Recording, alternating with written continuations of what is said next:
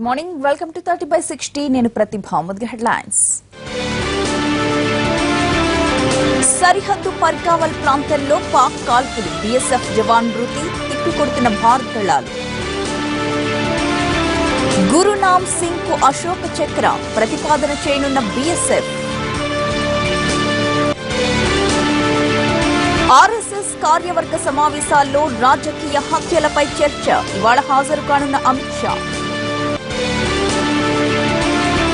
మరో 10 రోజులు ఆసుపత్రిలోనే జయ మళ్లీ చెన్నైకి లండన్ వైద్యుడు రిచర్డ్ తెలుగు రాష్ట్రాల్లో పెరిగిన చలి క్రమంగా తగ్గుతున్న ఉష్ణోగ్రతలు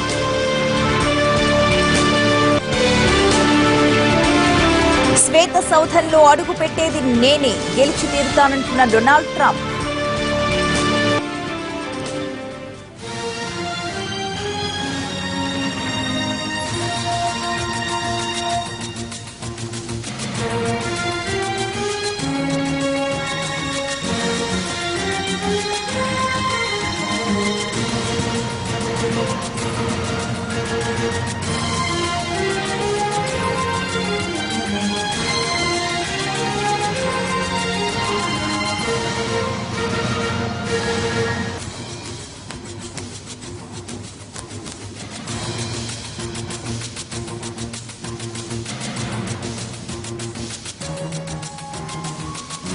భారత్ పాక్ సరిహద్దుల్లో తూటాలు పేలుతున్నాయి మరోసారి సరిహద్దు ఉల్లంఘనకు పాల్పడింది పాకిస్తాన్ బోర్డర్లో గస్తీ నిర్వహిస్తున్న బీఎస్ఎఫ్ దళాలపై కాల్పులు జరిపారు పాక్ రేంజర్స్ ఈ దాడిలో ఓ BSF head constable Sushil Kumar చనిపోయాడు మరో జవాన్ స్థానికుడికి గాయాలయ్యాయి ఫర్గ్వాల్ ప్రాంతంలో కాల్పులు జరిగినట్లు తెలుస్తోంది పాక్ కాల్పులకు భారత బలగాలు సమాధానం చెప్పాయి పాక్ బలగాలు వరుసగా కాల్పుల ఉల్లంఘనకు పాల్పడడం అలవాటుగా మారింది 5 రోజుల్లో 7వ సరిహద్దుల్లో కాల్పుల విరమణ ఒప్పందాన్ని ఉల్లంఘించింది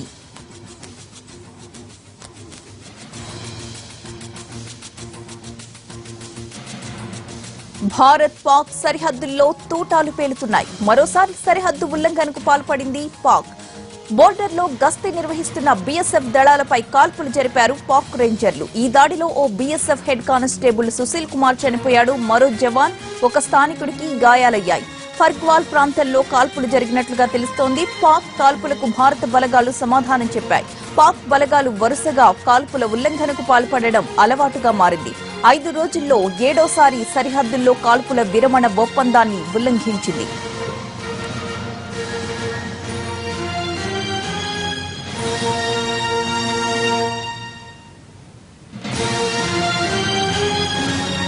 ప్రధాని నరేంద్ర మోడీ ఇవాళ సొంత నియోజకవర్గం వారణాసిలో పర్యటించనున్నారు 1500 కిలోమీటర్ల పొడవైన ఊర్జా గంగా గ్యాస్ పైప్లైన్ ప్రాజెక్టును ప్రారంభిస్తారాయన అలాగే రైల్వే డబ్లింగ్ పనులకు శంకుస్థాపనతో పాటుగా పలు అభివృద్ధి కార్యక్రమాలకు కూడా శ్రీకారం చుట్టనున్నారు మోడీ పర్యటన సందర్భంగా వారణాసిలో కట్టుదిట్టమైన భద్రతను ఏర్పాటు చేశారు హైదరాబాద్ లో ఆర్ఎస్ఎస్ కార్యవర్గ సమావేశాలు హాట్ గా సాగుతున్నాయి గతేడాది ప్రవేశపెట్టిన తీర్మానాల కార్యాచరణపై ఆదివారం చర్చించారు ఇవాళ దక్షిణాది రాష్ట్రాల్లో ముఖ్యంగా కేరళలో ఆర్ఎస్ఎస్ కార్యకర్తలపై జరుగుతున్న దాడుల గురించి తీర్మానం ప్రవేశపెట్టనున్నారు ఇవాల్టి సమావేశాలకు బీజేపీ జాతీయ అధ్యక్షుడు అమిత్ షా హాజరు కానున్నారు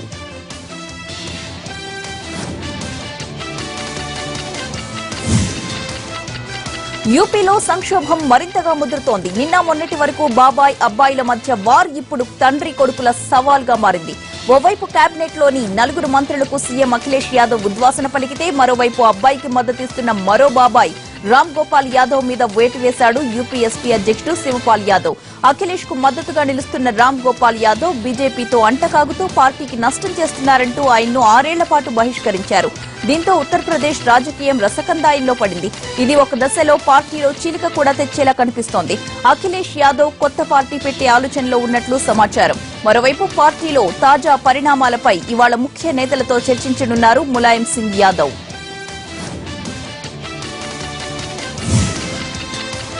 ఏపీకి కేటాయించిన సెక్రటేరియట్ శాసనసభ మండలి భవనాలను తమకు అప్పగించాలని తెలంగాణ ముఖ్యమంత్రి కేసీఆర్ గవర్నర్ నరసింహన్ను కోరారు రాజ్భవన్ లో గవర్నర్ తో భేటీ అయిన కేసీఆర్ ఈ మేరకు చర్చించారు ఏపీకి కేటాయించిన భవనాలను అప్పగించాలంటూ తెలంగాణ కేబినెట్ ఇటీవల తీర్మానం చేసింది ఆ ప్రతిని గవర్నర్ కు అందజేశారు కేసీఆర్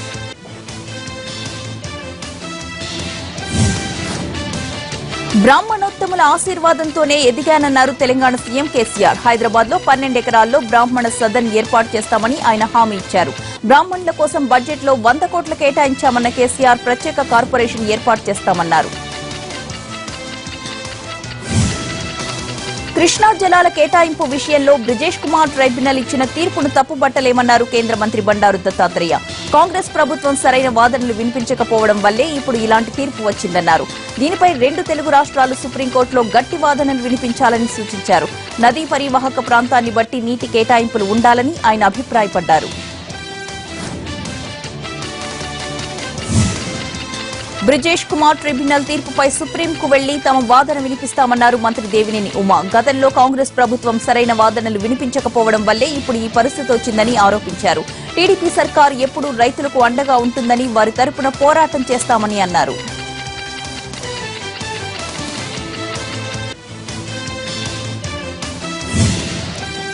బ్రిజేష్ కుమార్ ట్రిబ్యునల్ ఇచ్చిన తీర్పు తాంబూలాలిచ్చాం తన్నుకు చావండి అన్నట్లు ఉందన్నారు సిపిఐ జాతీయ కార్యదర్శి నారాయణ. కొత్త రాష్ట్రం వచ్చింది కాబట్టి పాత ట్రిబ్యునల్ రద్దు చేసి కొత్త ట్రిబ్యునల్ ను ఏర్పాటు చేయాలన్నారు. ఈ విషయంలో 2 రాష్ట్రాల సీఎంలు కేంద్ర ప్రభుత్వాన్ని నిలదీయాలని డిమాండ్ చేశారు. తాము కూడా తలాక్ కి వ్యతిరేకమైన ఆయన ఈ సమస్య ఇప్పటిదే కాదన్నారు. ఎన్నికల్లో వాడుకునేందుకు తలాక్ వివాదాన్ని బీజేపీ తెరపైకి తెచ్చిందని మండిపడ్డారు Narayana.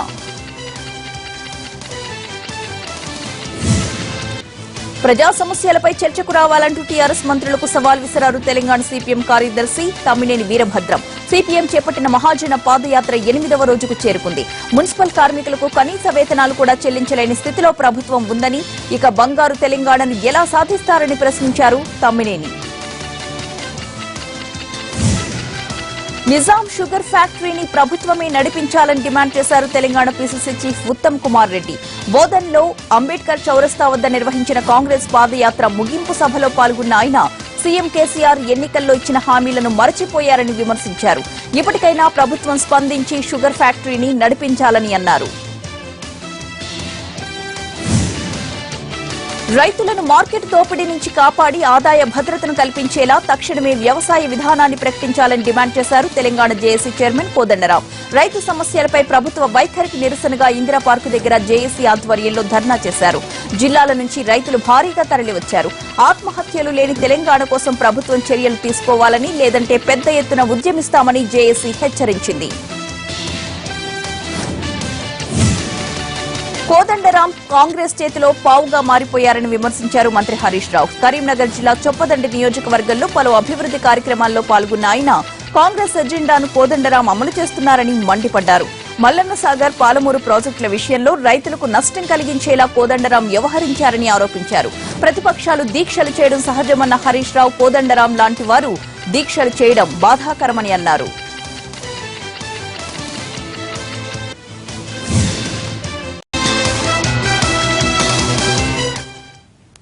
Welcome back. Telangana CM KCR fire అయ్యారు రాజ్యసభ సభ్యుడు కాంగ్రెస్ నేత వి హనుమంతరావు.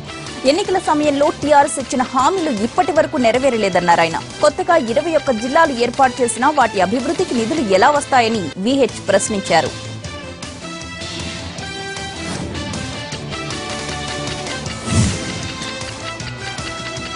ధైర్యం ఉంటే ఇతర పార్టీ నేతల నుంచి వచ్చిన ఎమ్మెల్యేలతో రాజీనామా చేయించాలని సీఎం చంద్రబాబుకు సవాల్ విసిరారు ఏపీ పీసీసీ చీఫ్ రఘువీర.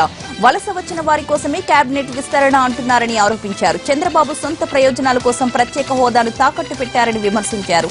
ఏపీలో గిరిజన శాఖకు ఇప్పటి వరకు ప్రత్యేక మంత్రి లేకపోవడం సిగ్గుచేటని అన్నారు రఘువీర.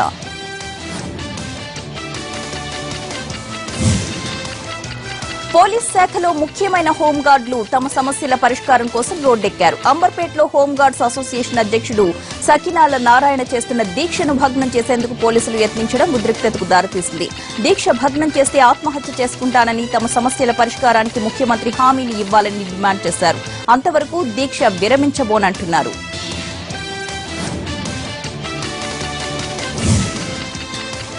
విజయవాడలో నకిలీ నోట్లు చెలామణి చేసే ముఠా గుట్టురట్టయింది. విజయవాడ కేంద్రంగా నకిలీ నోట్లు చెలామణి చేస్తున్న దంపతులను పోలీసులు అరెస్ట్ చేశారు. బెంగళూరు నుంచి బెజవాడ వయా తమిళనాడుకు నకిలీ నోట్లు సరఫరా చేస్తున్నట్లుగా పోలీసులకు సమాచారం అందింది. దీంతో నిఘా పెట్టిన పోలీసులు ముమ్మర తనిఖీలు చేశారు. విజయవాడ రైల్వే స్టేషన్లో అనుమానాస్పదంగా సంచరిస్తున్న మణికచరి రుక్మిణి కృష్ణమూర్తులను ప్రశ్నించగా అసలు విషయం వెలుగులోకొచ్చింది. వీరి బ్యాగ్ నుంచి 5 లక్షల నకిలీ నగదును స్వాధీనపరుచుకున్నారు.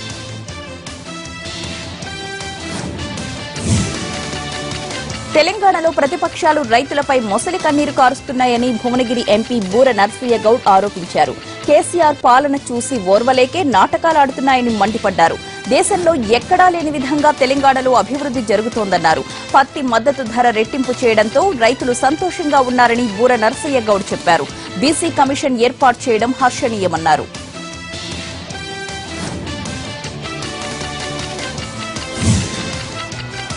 కేంద్ర మంత్రి వెంకయ్య నాయుడుపై నెల్లూరు సిటీ ఎమ్మెల్యే అనిల్ కుమార్ యాదవ్ మండిపడ్డారు. నెల్లూరు నడిబొడ్డున 10 కోట్ల రూపాయల విలువ చేసే ప్రభుత్వ స్థలాన్ని ఆక్రమించుకుని 2 అంతస్తుల భవనం నిర్మిస్తున్నారని ఆరోపించారు.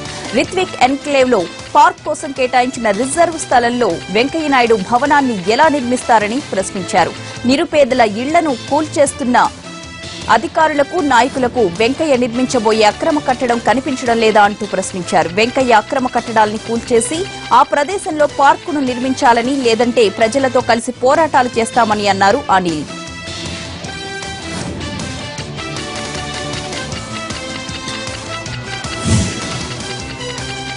నెల్లూరులో ఓ షాపింగ్ మాల్ వార్షికోత్సవం సందర్భంగా దబ్బనంలో దూరే పట్టు చీరను తయారు చేశారు. సొంత మగ్గాలపై నేత కార్మికులు ఈ చీరను నేశారు.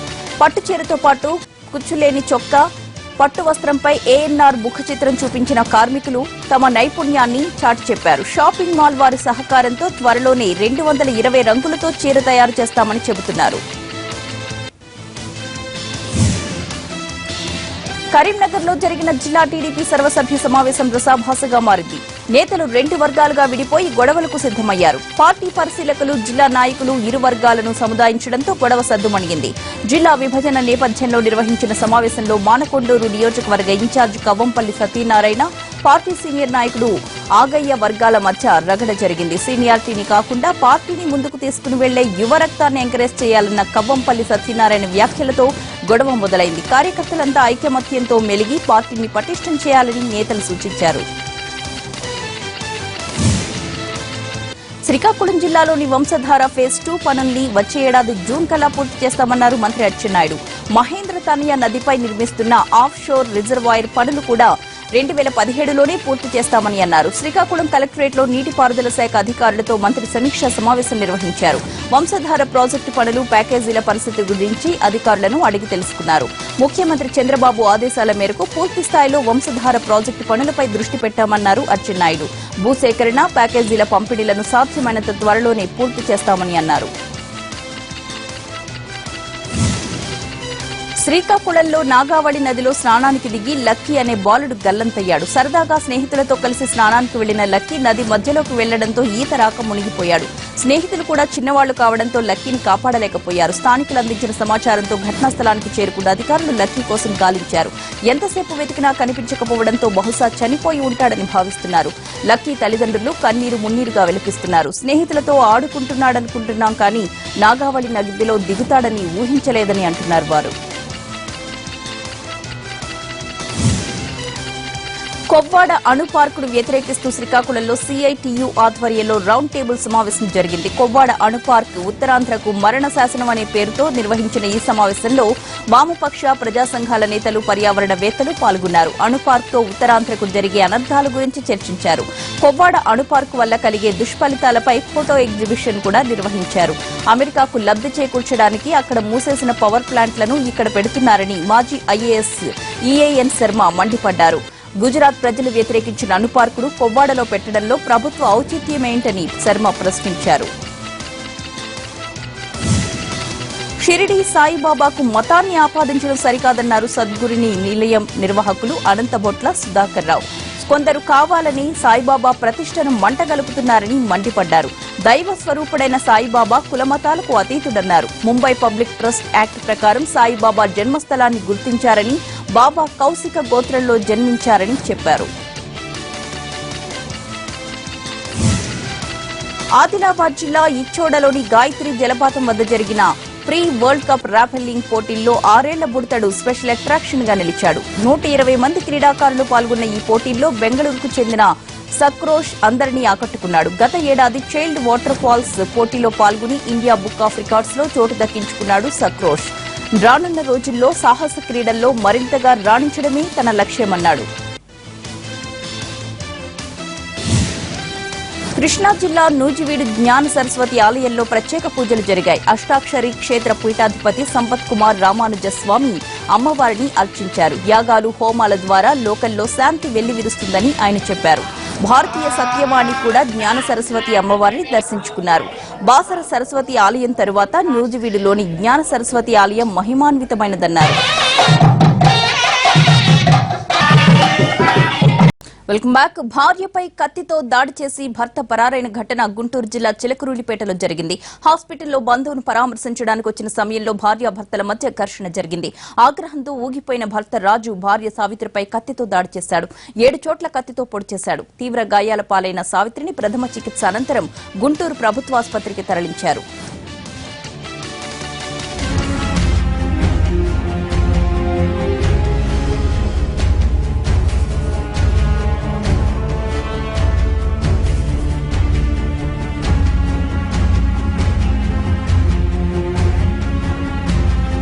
భార్యపై కత్తితో దాడి చేసి భర్త పరారైన ఘటన గుంటూరు జిల్లా చిలకలూరిపేటలో జరిగింది.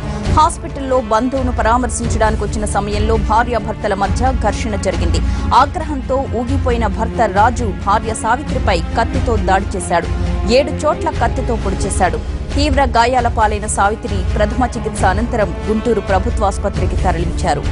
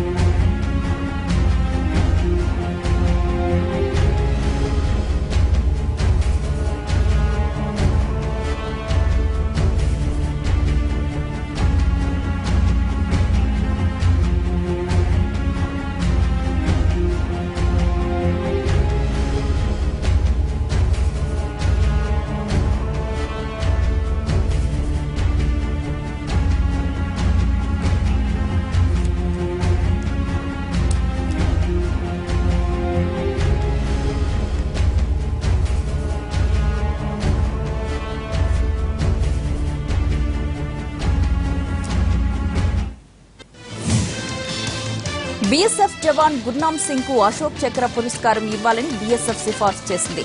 జమ్మూ కశ్మీర్ కథువా సెక్టార్లో పనిచేస్తున్న గుర్నామ్ సింగ్ ఆదివారం తుది శ్వాస విడిచారు.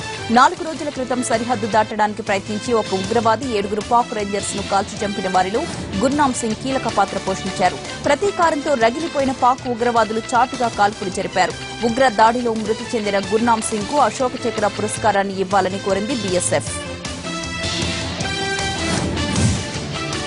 బ్లాక్ మనీ నిందితుల వివరాలు బయటపెట్టలేమని కేంద్ర ప్రభుత్వం స్పష్టం చేసింది. 3 ఏళ్ల క్రితం 3 సంస్థలు బ్లాక్ మనీ నిందితుల వివరాలతో ఒక నివేదిక రూపొందించాయి. ఈ నివేదికను ఇప్పుడే బహిర్గతం చేయలేమంటూ ఓ ఆర్టీఐ కార్యకర్తకు సమాధానమిచ్చింది. పార్లమెంటరీ స్థాయి సంఘం ద్వారా ముందుగా పార్లమెంట్కు సమర్పించాల్సి ఉందని ప్రభుత్వం వెల్లడించింది.